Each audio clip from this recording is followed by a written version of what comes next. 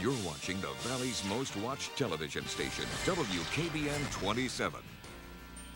You know, as your child heads off to school, they're required to be up to date on their vaccinations. Well, most parents do follow those guidelines, but there are many who are hesitant because of a belief that some vaccines can lead to side effects, even autism. Well, joining me this morning to sort out what you really need and if there is any truth to those allegations concerning autism is Dr. Michael Sevilla, Chief of Staff at Salem Community Hospital. Thanks for being here this morning, Doctor. Good morning. Let's start with the little kids. When you have a baby, there's a schedule that you have to follow with immunizations, or you're supposed to follow. What do they really need to have before they enter kindergarten? What are the good vaccines for them? Absolutely, the must-haves. Yeah, there's a list of vaccinations. The first one that I always get questions about is called MMR, or measles, mumps, and rubella.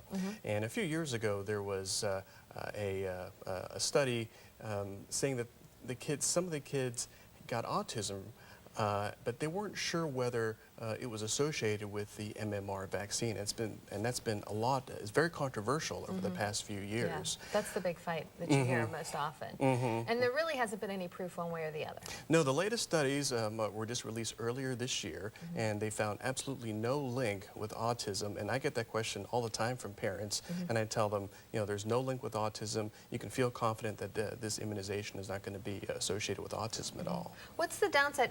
If a parent decides not to get the vaccines, what are the problems with that? Well, we are seeing a resurgence of some of the diseases that these immunizations are preventing. There have been some sporadic outbreaks of measles, mumps in different parts of the country in those kids that have not received the vaccine. Yeah. And that's the scary part that you need. What about the older child? I've noticed my kids are the tween years, the preteen, and so on. There are a lot more vaccines that are required now than there were, well, when I was of that age group. Why do they say you need for instance, meningitis shot? They call for that. Now, you don't, I guess, have to get it, but they really suggest it, recommend it. Why? Well, even when I was doing my research, it's almost been 10 years since the meningitis outbreak at West Branch High School, which is down my way. It doesn't seem like it was that long ago. Yeah, it was. Yeah, so everybody, you know, especially in the community here, really got educated about meningitis, and the recommendations now are that to have kids immunized as early as 11 and 12 years old in the adolescent years.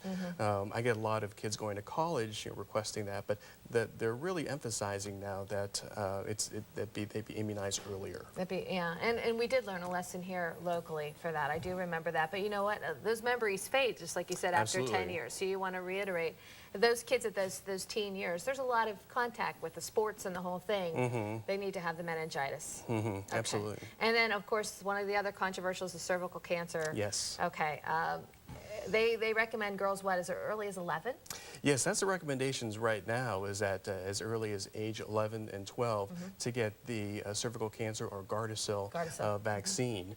And I get a lot of kids, you know, going to college too, asking about that.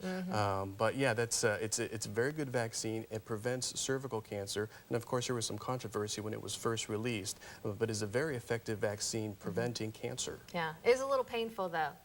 Girls talk about the burning, and some girls, so personally with my daughter, when she was 11, I said, not yet. 13, you know, she'll be old enough to take it. So I thank you for being here this morning. Thank you. And we'll talk to you more in the next hour. Great. Well, ahead on First News this morning.